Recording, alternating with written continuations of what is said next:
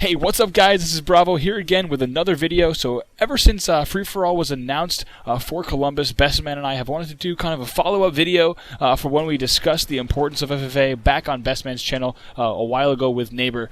So to give you guys some tips, I brought on a friend of mine who actually got his start as a professional player in FFA and Halo 2. My very good friend BesT. What's going on, man? Not much. A little under the weather, but I'm freaking excited for Free-for-All to be back on the circuit. Yeah, awesome, man. This gameplay right here is a little clip of a match that we had played, I think, last week. Both me and you were in here playing with some other pros and some members from the community. So first of all, just tell me, like, how pumped are you to have FFA back in MLG? I'm extremely pumped to have Free-for-All back in Halo 2. That's how I got my start, was playing Free-for-All, and whether or not I performed at events or not, I was still consistently playing them online, and I think that's how I got my name out in the community. So I want to get that top 8 finish that I failed to get back in Halo 2 at Columbus. Awesome, awesome. So tell me, tell the fans and me both, what is your playstyle overall? How would you describe how you play Halo Reach Free-for-All? Well, how to play Halo Reach Free-for-All is a little different. I'm still figuring it out myself, but I think there's a couple strategies you could use, and you know, it all depends on what kind of playstyle you have.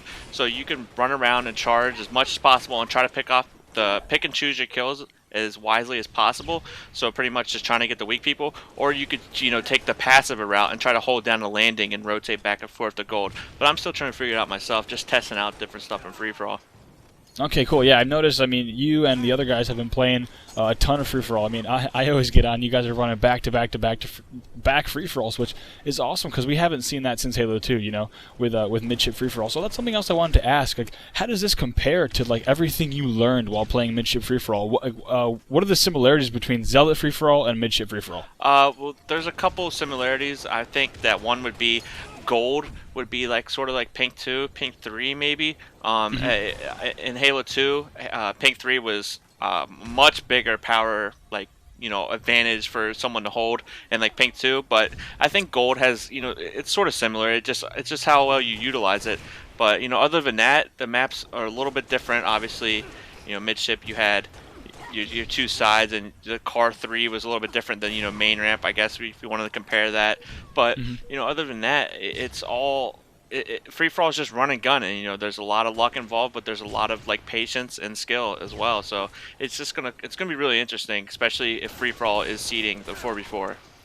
Yeah, absolutely. It's going to be, I mean, it's definitely going to give tons of players not only a new opportunity to place well and to put themselves in a good position for the tournament, but it's also like a new challenge to a lot of players, you know, who haven't been playing FFA for that long.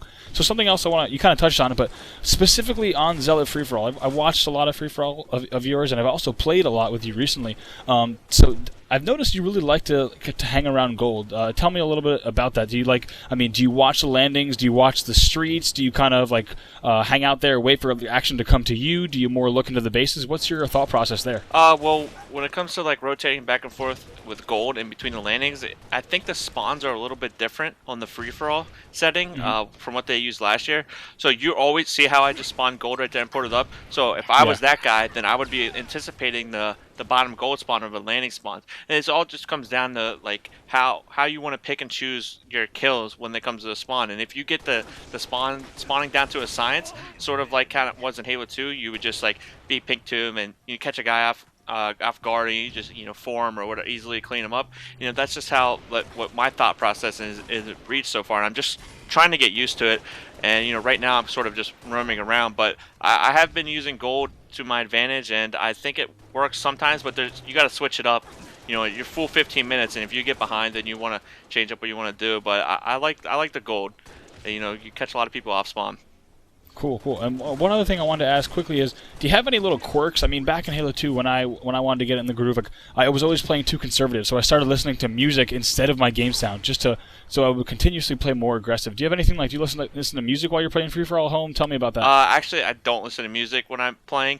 I play really bad when I do. I can't shoot, but you know, that's all personal preference. I mean, if you find your comfort zone, you know, whether it's listening to music, whether it's, you know, playing with low sound or anything like that, anything to keep like from being so hectic as a free-for-all player, because it all comes down to patience and timing free-for-all. And if you're not patient, then you could really get down and you get eliminated, you know, in come tournament time.